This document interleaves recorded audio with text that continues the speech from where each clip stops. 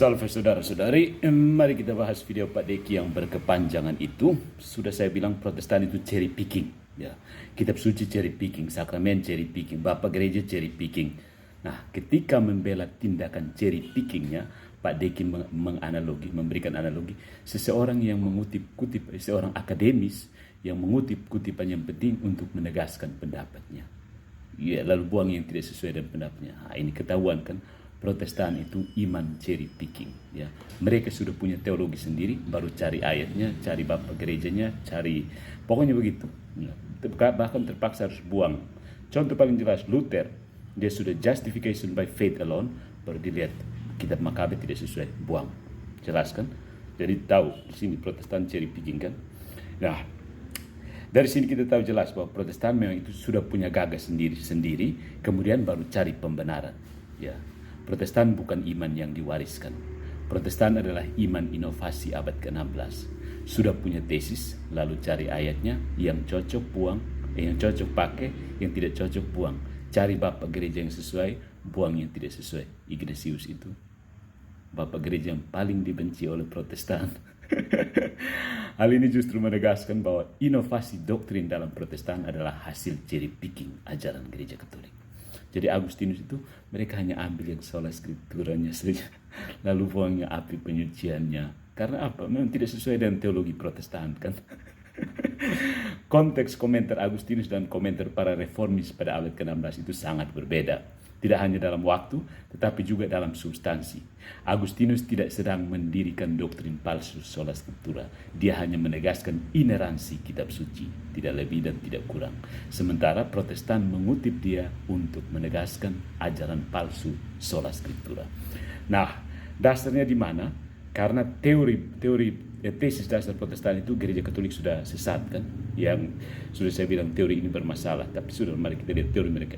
Ketika Luther, Calvin dan Protestan lainnya mulai menekankan sola scriptura, mereka percaya bahwa gereja Katolik tidak hanya tersesat dalam perilaku anggotanya, sesuatu yang benar di setiap generasi, tetapi juga dalam doktrinnya. Nah, sumber dari kesalahan-kesalahan doktrinal ini menurut para reformis adalah menempatkan tradisi gereja di atas otoritas kitab suci. Itu menurut mereka adalah akar penyebab tradisi gereja di atas otoritas kitab suci ini. Nah, ingat kan di video sebelumnya Deki sudah menyatakan dengan tegas bahwa gereja Katolik sudah menyimpang dari Injil.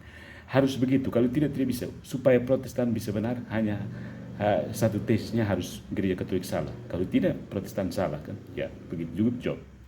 Nah, ini menurut mereka adalah penyebab penyimpangan gereja Katolik dari iman. Dari situlah proses cherry picking dimulai. Kerja bagus, karena memang ajaran Protestan itu ajaran manusia, bukan ajaran Tuhan.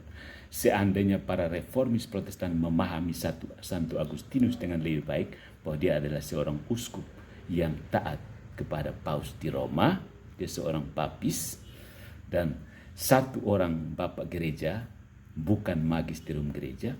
Dan ini juga tambahan bahwa Protestan itu berpikir bahwa bapak-bapak gereja itu sama sekali tidak tunduk kepada gereja. Masing-masing jalan sendiri dia punya, seperti Protestan.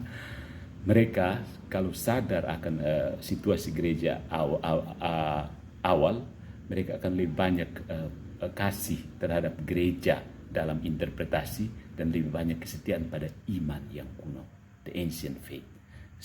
Tapi yang paling penting saudara-saudaraku adalah Protestan memang bukan gereja, itu adalah komunitas buatan orang-orang pemberontak abad ke-16. Mereka cuma menyambar kitab suci yang sudah ada, membaca, lalu membuat doktrin sesuka hati. Jangan salahkan mereka. Apa yang mereka punya memang hanya kitab suci yang dirampas lewat perang 30 tahun. Mereka sudah terbuang dari gereja di anatema, tidak ada suksesi apostolik, terputus dari mata rantai kekristenan. So, mau tidak mau, meski tidak logis, tidak alkitabiah dan tidak historis, yang ada pada mereka hanya kitab suci, sola scriptura. So, mau buat apa?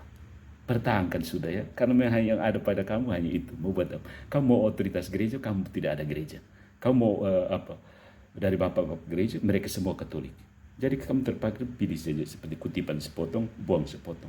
Karena kalau mau ambil semua, selesai, Protestan bubar.